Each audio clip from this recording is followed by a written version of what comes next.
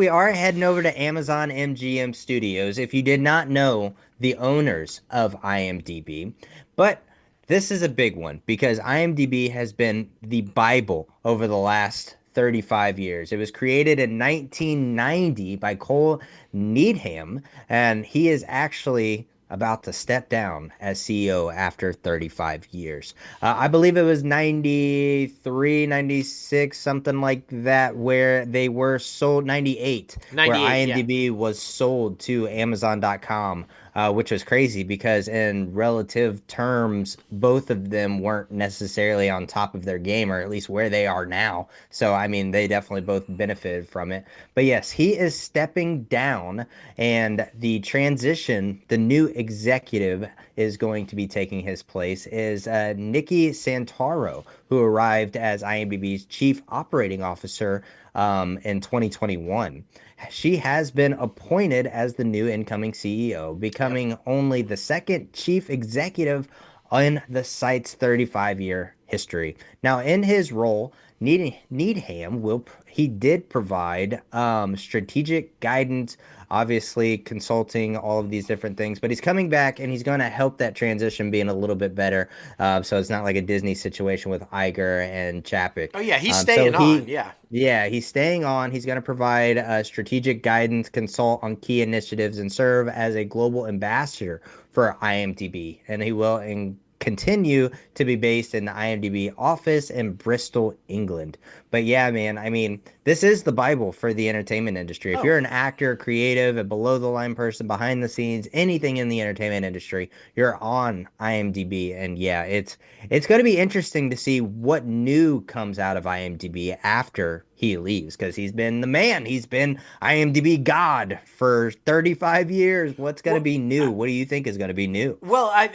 the crazy thing is a lot of people don't even realize that because I'm sure they're going, wait, why is he in England? He's a Brit. It He's a Brit. started. Yep. It started in the UK. It wasn't even an American company, y'all. In fact, it wasn't even a company. It first launched as a Usenet group called rec.arts.movies. And it Mm. basically was a list that he made of actresses that he thought had beautiful eyes. Yeah.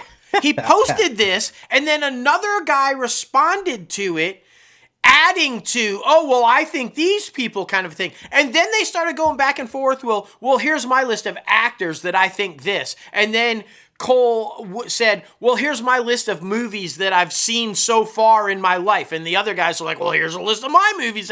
And so then it started becoming a series of lists. And that's how it started. Then they realized this might be something, so why don't we compile all these lists together and start something, which is when in 93, 3 years after the Girls with Pretty Eyes, they launched it full on and included television, and now it became sort of a database at that point, which is insane. But like you said, in 98, Amazon bought this thing for $55 million because they were moving into selling movies and TV shows and DVDs and shit. They wanted to support that, which is crazy. And then it just blew up, like you said. In 2008, it acquired Box Office Mojo, which used to be the go-to source for weekend box office results. Now that's part of IMDb, which you guys know we get all of our stuff from there. I didn't know this. It wasn't until 2010 that they launched the mobile apps for it. Like, That is crazy. Yeah. yeah, I didn't even know that. And so yeah, and not even until just a couple of years ago, 4 years ago, they started including podcasts. So it Hmm. very slowly kind of like boom, boom, boom. And like you said, it's referred to as the industry Bible, right? And it's like, come on. Exactly. I mean, it's huge, man. It's widely regarded as the industry Bible, like you said, as the most comprehensive and authoritative database for film, television, and streaming content. It does serve as an essential resource for professionals across all sectors of the entertainment industry, film, television, music, anything like that. If you just do video games, voice acting, it's all there. And yeah, I mean, to think about where the entertainment industry would be without IMDb, it would all be headshots. It would all be going through Oh, agents and headshots. And we use IMDb heavily, obviously, to get all of our industry news for this podcast, but we also use it to reach out to guests and go through managers, agents, publicists. You can find all of that information on there for a low price of $20 a month. Yeah. Or Yeah. if you have like a group of people that you have a team trying to get something established in the entertainment industry, it's like $80 a month. Yeah. So that's really not horrible. Like five people for $80, like split that down the middle. But yeah, I just thought this was a very interesting tidbit because IMDb is what it is because of Because of. him. Yeah. So what's going to happen after? That's the big thing. I'm curious to see if anything will and how quick it will. Well, and That's the big thing. think about it. This guy revolutionized how the industry is viewed. Like, it's not just fans that go to this thing. Like, studios actually use this to verify you.